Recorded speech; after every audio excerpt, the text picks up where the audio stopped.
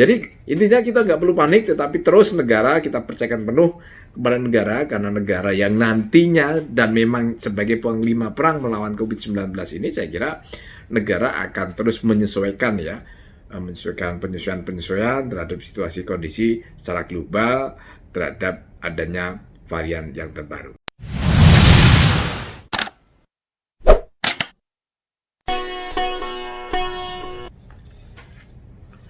Assalamualaikum warahmatullahi wabarakatuh. Salam sehat teman-teman sekalian, ketemu kembali. Hari ini kita bicara soal masih isu kekinian, isu menyangkut isu global. Apa kalau tidak soal varian baru, varian yang semua negara memberikan perhatian dan atensi, varian Omicron. Teman sekalian, begitu banyak negara yang sudah terdeteksi, ada hampir 23 dan hampir dipastikan akan terus bertambah terhadap temuan di berbagai negara. Tentu ini sudah beberapa waktu lalu WHO sudah memberikan peringatan kita bersama, menjadi perhatian, menjadi suatu hal yang sangat serius, dan tentu menjadi satu yang harus kita sikapi bersama sebagai bangsa, sebagai negara, dan sebagai masyarakat tentunya. Bahkan harus dipahami, di beberapa video yang lalu, per tanggal 30 kemarin teman-teman sekalian, negara Jepang melarang seluruh penerbangan baik darat, laut dari warga negara asing yang masuk ke negara Jepang. Itu artinya bahwa sebegitu seriusnya pemerintah Jepang mengantisipasi terhadap kemungkinan potensi virus varian terbaru dari COVID-19 ini yang dari Afrika Selatan, itu menjadi perhatian yang sangat dan ekstra dari pemerintah Jepang. Saya kira tidak hanya Jepang, semua banyak negara sudah melakukan satu kajian, bahkan sudah menutup penerbangan untuk wilayah-wilayah tertentu. Tetapi saya kira yang paling ekstrim adalah Jepang ya, menutup seluruh penerbangan warga negara asing. Demikian halnya negara kita, pemerintah kita juga sangat responsif terhadap perkembangan kekinian terhadap varian Omicron ini. Teman-teman sekalian, pemerintah saya kira sudah dalam posisi yang cukup bagus ya, sangat on the track maksud saya. Artinya bahwa yang tadinya per awal November itu semua warga negara asing maupun Indonesia yang mau masuk ke Indonesia, yang tadinya per November awal itu adalah 3 hari karantina, kemudian dalam minggu ini berubah atau diperbarui untuk menjadi 7 hari. Itu bagian dari konsen pemerintah Indonesia dalam rangka melindungi warga negara. Dan kemarin kita juga membaca berita dari Bapak Presiden yang menginginkan menjadi 10 hari.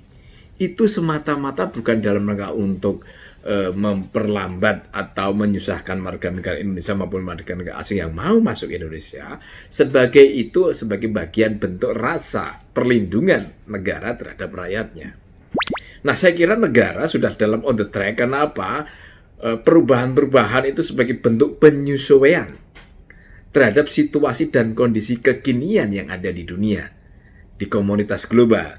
Karena sudah semakin banyak negara yang terdeteksi virus varian Omicron ini, saya kira meskipun negara kita sudah menutup beberapa negara yang mau masuk ke Indonesia, saya kira mungkin barangkali bisa akan bertambah.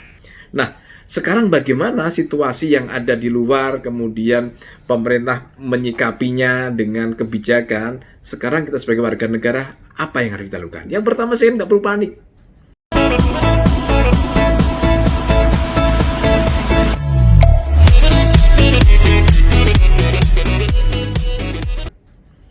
Kita ikutin saja perintah negara, kita ikutin aturan negara dalam rangka pengendalian bersama-sama melawan kemungkinan potensi masuknya varian ke Indonesia. Saya kira apapun variannya, apapun langkahnya, kita senantiasa dengan menggunakan 2 strategi pendekatan yang pernah saya sampaikan, yaitu pendekatan resiko dan berbasiskan ilmiah.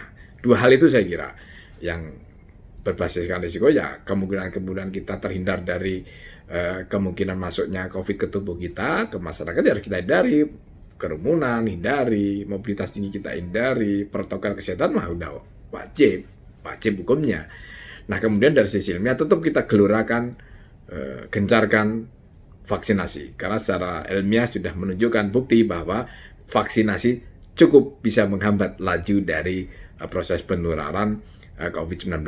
Di samping kita juga meningkatkan imunitas, menghindarkan penyakit serius secara serius di tubuh kita terhadap adanya COVID-19. Nah itu saya kira teman-teman sekalian.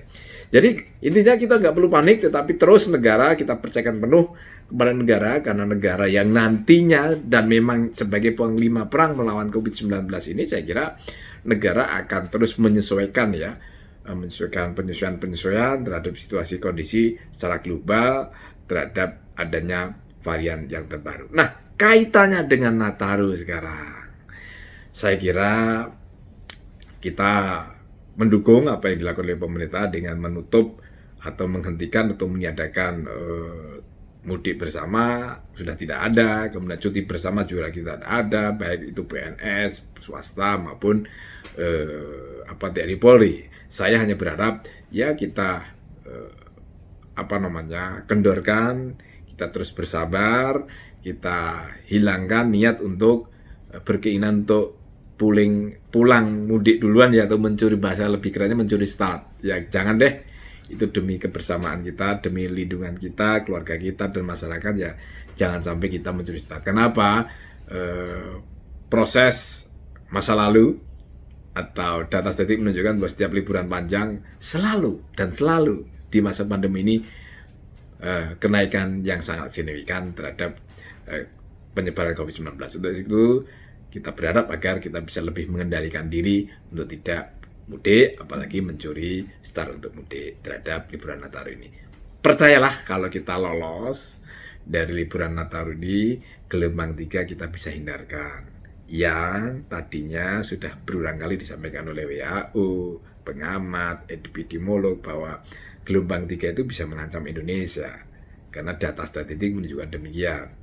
Nah, biar tidak masuk gelombang 3, ya saya kira apa yang disampaikan oleh pemerintah kita ikuti dengan baik. Begitu, tetap jaga protokol kesehatan menjadi lagu wajib kita. Tidak usah panik terhadap adanya isu global, apapun variannya, apapun mutasinya, kita tetap menggunakan protokol kesehatan. Program vaksinasi kita lancarkan. Tetap semangat, tetap jaga kesehatan, tetap hidup pola hidup sehat dengan makan yang seimbang, hidup dengan istirahat yang lebih cukup, tidur yang cukup, dan sebagainya. Dari kami buat kita semua, salam sehat. Assalamualaikum warahmatullahi wabarakatuh. Merdeka!